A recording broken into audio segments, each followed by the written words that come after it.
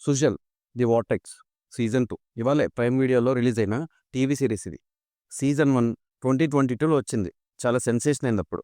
ఇక ఆ సీజన్లో నందిని క్యారెక్టర్ యాక్షన్స్కి తనని జైల్లో వేస్తారు. ఇప్పుడు వచ్చిన సీజన్ 2 అక్కడ నుంచే స్టార్ట్ అవుతుంది, అంటే కంటిన్యూషన్ లాగా. నందిని కేసుని వాదించే లాయర్ చెల్లప్ప ఊర్లో చాలా పెద్ద మనిషి, మంచి మనిషి, అందరికీ హెల్ప్ చేస్తూ ఉంటారు. అలాంటి చెల్లప్ప ఒకరోజు చనిపోతాడు, అది కూడా కొంచెం మిస్టీరియస్గా. ఇక చెల్లప్ప మర్డర్ కేసు చుట్టూ ఈ సీజన్ రన్ అవుతుంది. మరి 8 మంది అమ్మాయిలు ఎవరు, వాళ్ళకి చెల్లప్పకి ఏం సంబంధం, ఇలా చాలా టర్న్స్ ఉన్నాయి. ఈసారి హ్యూమన్ ట్రాఫికింగ్ని మెయిన్ పాయింట్గా తీసుకున్నారు. సీజన్ 1లో పోలీస్ చక్రి ఈ మూవీలో కూడా కంటిన్యూషన్ ప్లే చేశారు. సీజన్ 1కి 2కి పెద్ద కనెక్షన్ ఏమి ఉండదు. నందిని క్యారెక్టర్తో మిక్స్ చేయకపోతే కంప్లీట్ కొత్త స్టోరీ ఇది. సో 1 చూసి 2 చూడాలి అనే అవసరం లేదు. కొంచెం ఎడిట్ చేసుకోవాల్సింది, లాగ్ అనిపించింది, లెంతీగా అనిపించింది. ట్విస్ట్ వరకే. సీజన్ 2 కూడా జాతరతో స్టార్ట్ అయ్యి జాతరతోనే ఎండ్ అయిపోతుంది సీజన్ 1 లాగా. కానీ జాతర ఇంపాక్ట్ ఏం చూపించరు. నందిని చక్రి తప్ప వేరే ఏ క్యారెక్టర్ ఇందులో కనిపించదు సీజన్ 1లోది. ప్రతి ఎపిసోడ్ ఎండింగ్లో ఒక ట్విస్ట్ ఉంటుంది. అన్నీ బాగానే రిజిస్టర్ అయ్యాయి.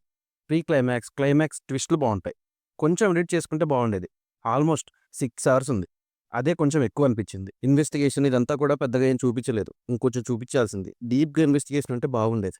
ఇలాంటి క్రైమ్ థ్రిల్లర్ మూవీస్కి ఆర్ సిరీస్లో అదే మెయిన్. కానీ అన్నీ ఆటోమేటిక్గా అయిపోతున్నాయి. సీజన్ 1తో కంపేర్ చేస్తే అఫ్కోర్స్ 2 మీద ఎక్స్పెక్టేషన్స్ ఉంటాయి కనుక కొంచెం తక్కువగా అనిపించవచ్చు. బట్ ఇట్స్ ఓకే, ట్రై చేయొచ్చు ఒకసారి. కానీ టైం ఇవ్వాలి చాలా. పర్లేదు అనుకుంటే, చూడాలి అనుకుంటే ఒక్కసారి ట్రై చేయొచ్చు. రివ్యూ నచ్చితే సబ్స్క్రైబ్ చేసుకోండి.